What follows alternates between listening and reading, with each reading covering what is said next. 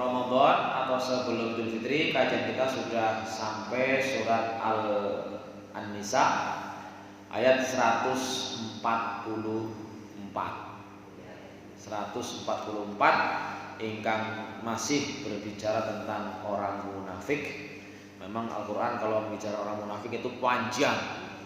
Kalau bicara orang kafir mah sebentar, karena gampang. Maksudnya orang kafir jelas sudah. Di ayat 143, 144 bahwa orang-orang munafik itu modelnya ya bingung, orang melu mana melu ngene, ngana yang melu ngene ya melu. Melu orang kelompok kafir ya ikut, orang melu pokoknya sing menguntungkan lah katanya itu prinsipnya. Yang kira-kira merugikan ya boboh secara duniawi. Itu dijelaskan ya ke 143. Kemudian di 144 kita diminta untuk jangan sampai menjadi teman dekat, menjadi mengangkat pelindung terhadap orang-orang kafir. Orang-orang munafik itu lebih dekat kepada kekafiran. Nah, selanjutnya kita akan pelajari, kita kaji, kita baca ayat yang ke 145, 146, mungkin sampai 147. Boleh dibuka? Enggak, kita wassalam. A'udzu billahi minasyaitonir rajim.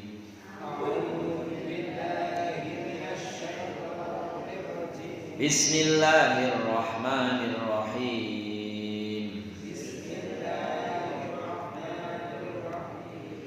Innal munafiqina fit darkil asfali minan nari walan tajida lahum nasira.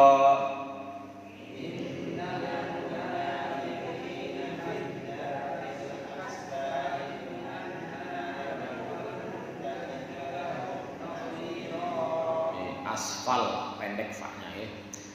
Innal munafiqina fit darkil asfali minan nari walan tajida lahum nasira.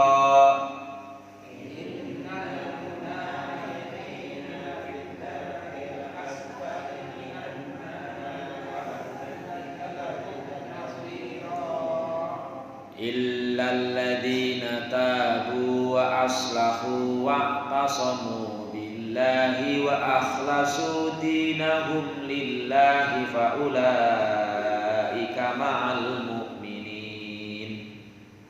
Illal ladzina tabu wa aslahu wa'tasamu billahi wa akhlasu dinahum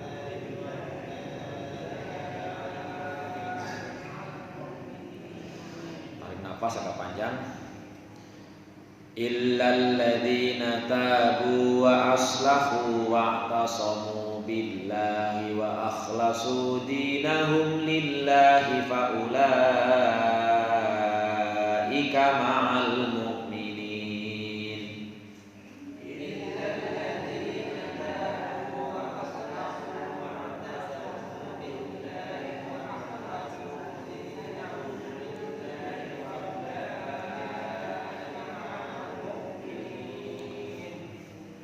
wa sawfa yu'tillahul mu'minina ajran 'azima.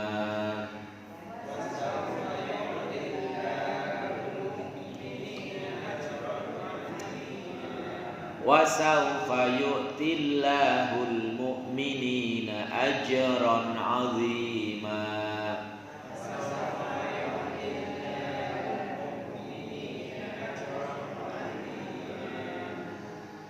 Ma yaf'alullahu bi'adzabikum in syakartum wa amantum.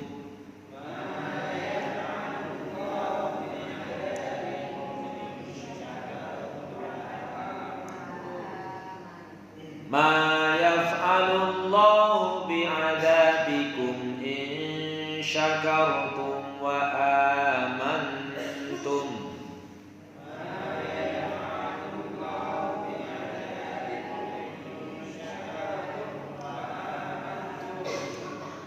Wa kana Allahu syakiran alima.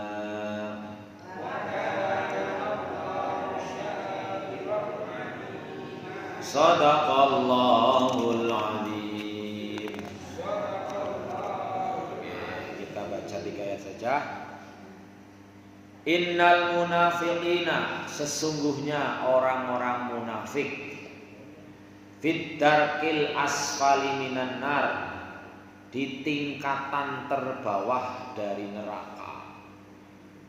Walan tajidalahum nasiro, dan tidak akan kau menemukan bagi mereka seorang penolong. Orang munafik pun dibahas sebelumnya bahwa di dunia tidak bisa dikenai secara hukum. Karena apa? Mereka mengamalkan ajaran Islam hukum kepriwe. Jadi jerat-jerat hukum duniawi, hukum Islam duniawi di dunia, ya mereka sholat, mau diberikan. Mereka pokoknya semuanya melakukan syariat Islam lah. Tetapi secara batiniah mereka hanya mencari keuntungan duniawi, tidak lillahi ta'ala bahasanya. Oportunitas kan berarti kan nggak bisa dikenakan hukuman apa. Bahkan tadi saya pelajari dari Rasulullah juga, termasuk pokoknya orang munafik itu senengnya ya buat keonaran tapi sulit dibuktikan gitu. Pokoknya seneng lah. Jadi kalau kan tadi di ayat sebelumnya, kalau dengan orang kafir mereka ya menda-menda ngaku sebagai orang kafir.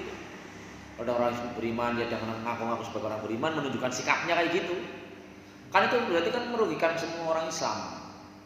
Misalnya termasuk katanya yang menghembuskan isu perselingkuhan Bunda Aisyah itu dengan Sofwan ya, ketika dalam suatu peristiwa itu kan sulit dibuktikan siapa yang menceritakan awal-awalnya. Cuman ketika ada orang melihat ada Aisyah naik unta kemudian dituntun oleh sahabat Sofwan, lalu terus kan bahasa terus kamu menyebar berita mana-mana sing padahal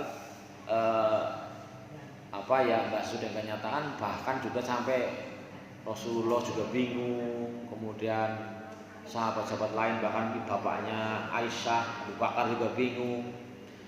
Artinya secara hukum duniawi sulit untuk menjerat ataupun mengetahui siapa pelakunya.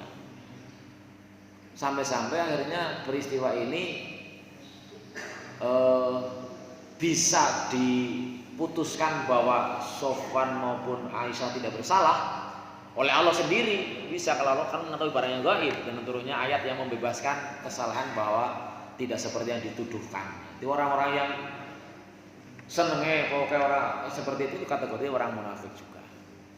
Maka kalau orang munafik ini karena saking berbahayanya, kemudian kalau Rasulullah yang mungkin diberitahu oleh Allah, kita pernah mendapat cerita bahwa Rasulullah itu diberitahu siapa-siapa sebenarnya orang yang munafik, tetapi Rasulullah tidak mau menceritakan siapa orangnya, hanya kepada satu orang, dan itu tidak boleh dibocorkan. Dan kemudian tidak ada tindakan hukum dalam arti apa ditangkap apa gimana gitu. Karena tadi orang-orang munafik itu kalau bersama orang Islam ya berlaku sebagai orang Islam, kalau dengan orang kafir berlaku sebagai orang kafir. Bahkan di ayat yang lain ketika kemarin diceritakan tentang sholatnya, kalau mereka itu tidak ada pamer, orang belum sholat gitu. Tidak ada unsur di dunia dirinya. Ya, kalau mereka tidak ada keuntungan yang diperoleh, ya orang belum masjid gitu. Bila pokoknya tidak melakukan amaliyah ibadah kalau tidak ada tujuan duniawinya. Maka saking menggemaskannya seperti itu, Allah menghukumi bahwa orang munafik itu tempatnya di neraka paling bawah.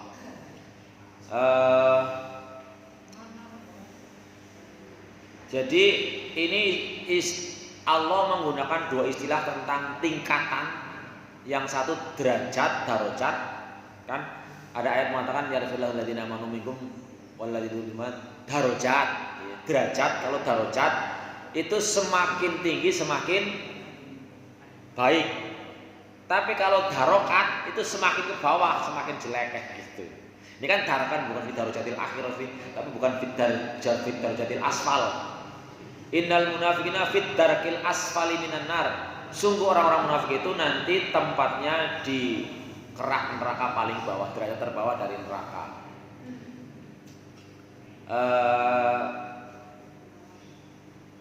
Aifit tabaqatil lati fi qa'ri jahannam wa yasab utabaqatin. Jadi sebagaimana surga juga ada tingkatan-tingkatannya. Kalau dalam surga pintunya ada 8, tingkatnya berbeda-beda, namanya berbeda-beda. Juga kemudian di situ ada kaitannya dengan surga, ada ayat yang mengatakan bahwa ada wajah-wajah yang bisa memandang wajah Allah. Nah pertanyaan, setiap orang yang di surga bisa memandang wajah Allah apa enggak? Ya mungkin enggak. Bukan setiap orang. Mungkin di tingkat tertentu. Makanya ada doa bahwa kenikmatan terbesar di surga adalah manakala diberi kemampuan melihat wajah Allah. Ketika sudah bisa memandang wajah Allah, lah kenikmat liane cilik kabeh kayak gitu istilahnya.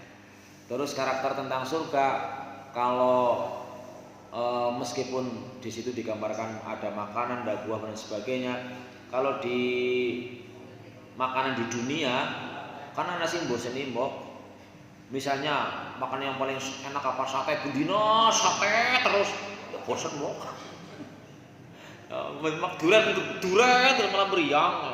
Tapi di surga nggak ada seperti itu, karena di surga itu tidak ada yang tidak enak, tidak ada yang tidak kepenak. Ya berarti kepenak terus, makanya istilahnya abadi lah, kholidina fiha, baik tinggalnya di surga maupun kenikmatan-kenikmatannya. Nggak ada istilahnya bosan, kesel lah, nggak ada. Sebaliknya di neraka berarti juga tidak ada enaknya, tidak ada kepenaknya. Nah ini meskipun Allah mengancam seperti itu dan diceritakan bahwa di neraka juga ada 7 tingkatan sebagaimana disampaikan oleh Ibnu Abbas, fi asfalin nar wa dalinahum jama'u mal kufril al-istiza bil Islam wa ahlahu. Karena orang-orang munafik itu mengumpulkan antara kekafiran dan merendahkan, menghina orang-orang Islam dan para pemeluknya. Lah wong Islam malah dirugikan sama dia. Wan naru darokatun. Jadi kalau untuk neraka ada sebutnya dengan darokat, tingkatan-tingkatan. Kama anal jannah darajat. Jadi kalau yang tingkatan yang baik itu namanya derajat. Tapi kalau tingkatan yang rendah-rendah namanya darokat gitu. Berarti kalau darajat makin ke atas, kalau darokat makin ke bawah. Walan tajdalahum nasiru ailan tajdiliha ulai munafiqin nasiran binas yansuruhum min adabillah, ada bisa menolong. Tetapi meskipun Allah mengancam dengan siksaan yang demikian pedihnya, di ayat selanjutnya Allah membuka kesempatan illal ladzina tabu, kecuali orang-orang yang bertobat. Nah, ini kalau udah bertobat ya sudah diterima tobatnya, otomatis dianggap bersih dari dosa-dosa. Hanya saja di dalam penjelasan di kitab ini perbedaan antara taubatnya orang kafir dengan orang-orang munafik itu berbeda syaratnya. Kalau orang kafir kan orang yang nggak percaya sama sekali, nggak mau ikut. Kalau orang kafir asal wa in tahu yughfar lakum. Wis pokoknya masuk Islam habis dosanya gitu. Jadi kalau orang-orang yang baru masuk Islam, katakanlah sesudah dewasa yang tadinya banyak dosanya, begitu bersyahadat masuk Islam, dosanya habis semua. Tapi kalau orang munafik kan sudah Islam tadinya, udah syahadat sebagainya, maka syarat taubatnya di sini disebutkan illal ladzina tabu, kecuali orang-orang yang bertaubat. Artinya apa? Berhenti dari amal tidak baiknya. Kemudian wa aslahu lah, gue ada memperbaiki diri sendiri. Sing wingi tukang gosip dia jadi orang gosip-gosip. Sing wingi bobo-boboan jadi semangat. Itu kan memperbaiki diri. Wa tasamu, berpegang teguh billahi kepada Allah. Jadi nggak ragu-ragu lagi. Kita kadang-kadang belum mantap apa ya, bokor apa-apa. Kadang-kadang nyatakan gitu ya. Ini kan apakah ya memang ada hadis mengatakan bahwa salah satu mangkunafi karena apa? Ada man kana fi khuslatun min nifaq. Ada 3 hal yang kalau kita ada di situ kita termasuk memiliki tingkah orang munafik, yaitu kalau bicara berbohong, kalau diberi amanat berkhianat, kalau kalau berjanji nulayani. Mungkin kadang-kadang kita kayak gitu. Berarti ya bukan berarti munafik yang seperti inilah.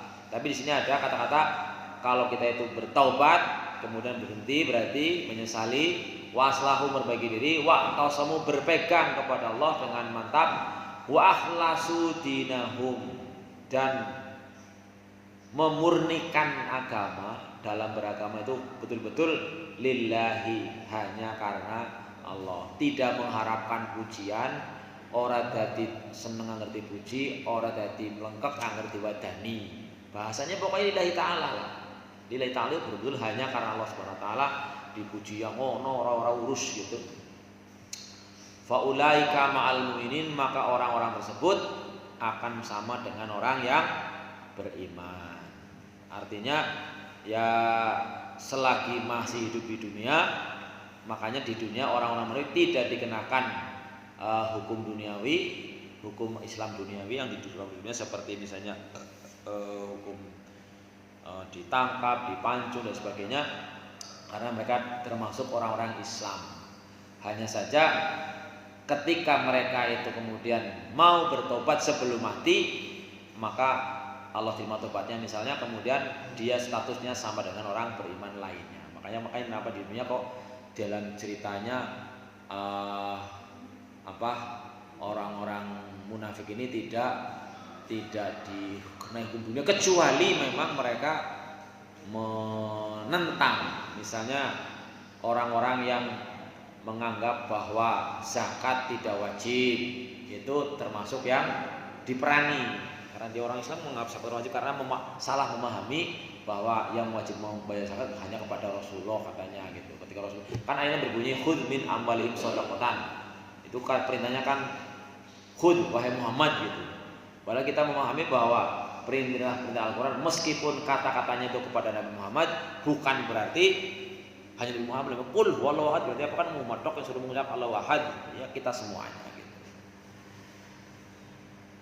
Wa sawfa yu'tillahul mu'minina ajran 'azima, maka Allah akan memberikan kepada orang-orang yang beriman ya pahala yang besar. Ayyutiyahumul ajrul kabir fil akhirah wa wal jannah. Allah akan berikan pahala yang besar di akhirat nanti, yaitu di surga. Ma yaf'alullahu bi'adabikum in syakartum wa amantum. Ayyu manfaatin lahu subhanahu wa ta'ala bikum. Apa yang Allah perbuat dengan menyiksamu in syakartum wa amantum. Ya kita menyadari bahwa Allah itu kan maha segala-galanya, enggak butuh kalau Allah misalnya mau menyiksa terus jadi tambah kuat, atau kalau kita semua manusia kafir terus Allah jadi tambah lemah, ya enggak ada. Jadi yang apapun yang kita kerjakan itu kembali pada diri sendiri dan tidak ada manfaatnya bagi Allah sama sekali. Ayyu manfaatin lahu subhanahu wa ta'ala bikum, apa manfaatnya Allah itu menyiksa kalian? Ayastashfi bihi minal waid, apakah bisa memuaskan kemarahannya? Ya enggak ada kaitannya. Kadang-kadang kita kalau marah mengamuk kan merasa puas gitu. Ada orang montong-montong jadi orang baru pokoknya marem.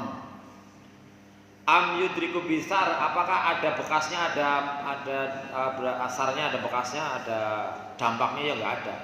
Am yadru bidar wa yastajlibu naf, apakah bisa menghilangkan bahaya atau mengambil manfaat? Sementara Allah tidak butuh apa-apa. Allah tidak membutuhkannya. Jadi satu hal yang perlu kita sadari bersama, bisa kita turunkan kepada anak cucu dan sebagainya, bahwa kita menyembah Allah, kita beribadah kepada Allah bukan untuk kepentingan Allah. Kita puasa, kita sholat, kita zakat dan sebagainya bukan untuk kepentingan Allah. Allah nggak butuh, meskipun secara redaksi seperti kata-kata as-saumu li, puasa gonyong, Gusti Allah bilang itu. Tapi bukan berarti Allah butuh puasa kita. Kata-katanya itu iya. Misalnya kemarin ada kata-kata malam yada qola zur, barang siapa tidak meninggalkan kata-kata yang mengandung dosa, wal amalan, dia juga melakukan tindakan itu, falaisa lillahi hajatun, tidak ada kebutuhan bagi Allah fi ayata ta'am wa syarab, dalam orang itu meninggalkan makan dan minumnya. Kan seakan Allah butuh, ya enggak, bukan berarti Allah butuh. Jadi yang harus kita tekankan pada diri kita sendiri, seluruh amal apapun yang kita lakukan akan kembali kepada kita sendiri. Wa kana Allahu syakiran alima, ay syakirun li ta'atil ibad ma'aginahu anhum. Allah itu maha berterima kasih, dalam arti karena ada kata lain, Allah ghafurun syakur. Kalau ada orang berbuat baik, ya Allah berikan imbalan, yaitu berterima kasih dengan ketaatan seorang hamba, padahal Allah nggak butuh dari ketaatan itu. Yu'ti 'alal amalil qalil as-sawabal jalil. Amalan yang sedikit bisa diberikan balasan dengan balasan yang sangat besar. Bahkan ada hadis yang sudah kita paham, bisa jadi amal yang besar nggak dapat pahala, amal yang kecil malah pahalanya besar. Kenapa? Tergantung niatnya. Maka ada hadis la tahtakir syai'an minal qalil, la tahtakir, lupa saya teksnya. Jangan meremehkan amalan kecil lah intinya. Meskipun sedekah dengan beras begem misalnya, meskipun dengan infak dengan uang 1.000 rupiah, meskipun hanya menyingkirkan duri dari jalan, karena yang diterima di Allah hanyalah yang paling ikhlas.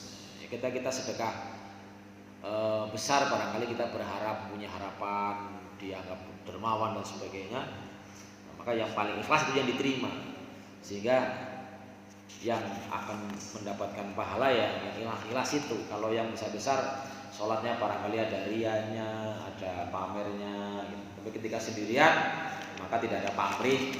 Itulah amalan yang akan diterima oleh Allah Subhanahu wa taala.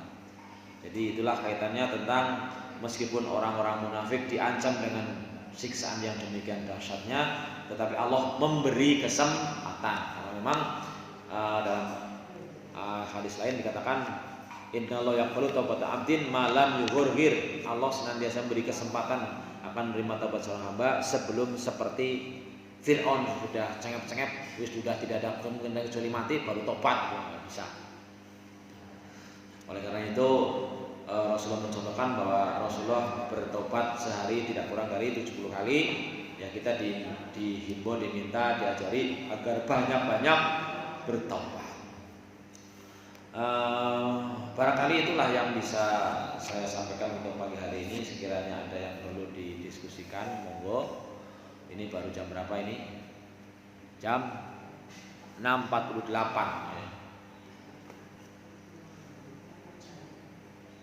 Diulangi sedikit bahwa kalau kita memiliki tingkatan, memiliki perilaku munafik, taubatnya tadi adalah berhenti, kemudian memperbaiki diri, kemudian berpegang teguh kepada ajaran Allah, kemudian betul-betul ikhlas. Cara belajar ikhlas ya antara lain apa ya?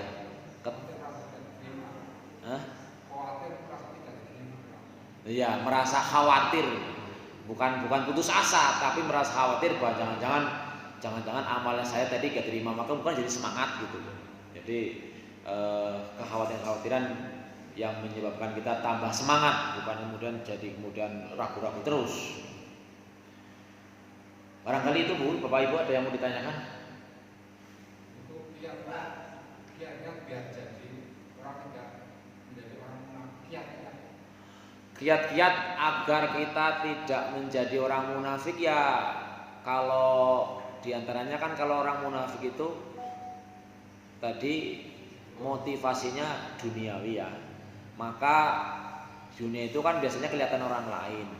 Jadi diantaranya perbanyak amal-amal rahasia yang tidak ketahuan orang lain. Ya, misalnya kalau kalau amalan ya memang ada yang sifatnya perlu syiar ya, untuk mencontoh, memberi contoh orang lain. Tergantung niatnya sih. Ya sholat ya jamaah kan ketemu kabeh kabeh. Tapi jangan hanya yang amalan yang banyak orang aja. Ya kita otomatis kayak sholat lain kan sendirian di rumah gitu, puasa. Ya kalau ada tip-tip dari para ustadz diantaranya untuk bisa kita semangat dan bukan hanya karena ada orang, ya berbanyak amal-amal yang tidak diketahui orang lain, apapun jenisnya. Juga kemudian ada, kalau kemarin di bulan Ramadan sudah disinggung, ada yang disebut dengan dua ilmu, yaitu satu ilmu fikih, dua ilmu tasawuf. Ilmu fikih itu ilmu lahiriah. Ilmu lahiriah artinya ya syariat-syariat ini. Tapi kalau ilmu tasawuf itu ilmu pembersihan hati. Ya berarti ada latihan-latihan lah. Misalnya ini ada, kemarin ada yang saya sambung sama istri, ada ungkapan likulli syai'in likulli maqamin maqal. Segala sesuatu itu ada dalilnya. Kita kembali kepada dalilnya, tetapi jangan salah pasang dalil gitu loh. Misal dalile wong utang karo sing utangi ku beda, ana dalile kabeh, tapi jangan keliru pakai. Misalnya dalile orang yang utang, gue suruh dicepet-cepet bayar utang gitu kan. Sehingga dalilnya berbunyi madlul ghaniyyi dzulmun. Menunda-nunda bayar utang bagi orang yang sudah punya untuk nyari utang itu zalim. Nah, kita kadang-kadang lah boleh ini disita. Meskipun sudah jatuh tempo gitu misalnya gitu kan. Itu dalilnya begitu. Jadi orang yang hutang ya suruh cepet bayar utang, gampang lah kok, enggak baru disuruh utangnya ana botol ya diutang maneh. Kalau saya berusaha seperti itu, misalnya anak saya mau pulang dari Mesir, mah beliin tiket lah. Ya, tiketnya kan ini berapa tiketnya Pak? 10 juta bolak-balik. Duitnya langka ya. Yang gue itu tangan disit. Alhamdulillah nggak lama kemudian uli rezeki 10 juta. Itu balik kena. Ini sekali Pak diselawani gitu. Dan terus misalnya ada lagi, utang 15 juta. Ini nanti ketika kayak utang harus jatuh tempo bisa balik-balik. Nah, aduh, sesek ya itu perlu utang nih ya. Yang tadi diutang 10 juta, yang butuh banget 15 juta, kok ngurus utang meriang kok. Kok duitane ditara sih orang durung kanggo. Oh iya kayaknya ana duit iki dihewehi hadiah umroh tapi urung tenggo. Ini tenggo nyong disit lah, kowe nggo demi darurat. Selang 15 juta. Lah orang lihat suwe alhamdulillah pulih. Rezeki lebih dari 15 juta. Ya tak kembalikan gitu. Meskipun sana enggak nagih gitu kan. Itu dalilnya orang yang utang. Saatnya ditemu cepetan. Tapi dalilnya sing ngutangi kita maning. Dalilnya sing ngutangi kalau yang utang itu sedang kesulitan ya ditunggu ombere. Malah anggar bisa ya wis lah iki ketone wong sulit terus atau bayar yang wis lah sedekahna bae terus jenengan anggap lunas gitu. Itu dalile sing ngutangi, jangan kebalik. Oh sing utang kok dalile sing utangi. Kowe kan sing utangi ngomong nggih. Kowe kan dalile jere anggar sing agek kesulitan kon ditunggu ya jangan nagih jenengan. Jere lebih baik sedekah, wis sedekah bae ya. Ya kewalik kowe. Lah kok dalile sing ngutangi enggak salah dalil kan jenengan kudu cepet bayar, bayar kan? Walaupun jauh jatuh tempo, itu salah dalil namanya. Likulli halin maqamun wa kulli maqamun maqal. Jadi masing-masing ada dalilnya harus dengan tepat memakainya. Termasuk dalam hal bagaimana kita ya berusaha untuk terhindar dari sifat-sifat munafik ini. Ya kembali bahwa pertama ini memang perlu latihan ya, perlu latihan yang jelas bahwa ada hal yang disebut dengan muraqabah. Muraqabah itu artinya kan di mana-mana Allah melihat. Kita kan kadang masih atakhshawna nasa ka khasyatillah wallahu ahabbu an takhshaw. Ahabbu an takhshaw. Kadang-kadang kita lebih takut kepada manusia daripada kepada Allah. Padahal harusnya lebih takut kepada Allah daripada manusia. Ya manusia begitulah. Maka kalau kita kaitkan dengan cerita tentang doanya Abu Bakar yang diajari sama Rasulullah kan, lah iya itu kan apalaksa levelnya kita. Yang Abu Bakar sedemikian baiknya jasa itu isi kon ngaku dolim, lalu kita apa lagi? Jelas banyak mulanya, makanya kita diusahakan doa itu dihafalkan, disering dibaca, bahkan khususnya dalam sholat. Sudah hafal kok Bu? Bu? Allahumma inni dzalamtu nafsi dzulman katsira wa la yaghfiru dzunuba illa anta faghfirli maghfiratan min indika warhamni innaka antal ghafurur rahim. Itu sering dibaca, dihayati.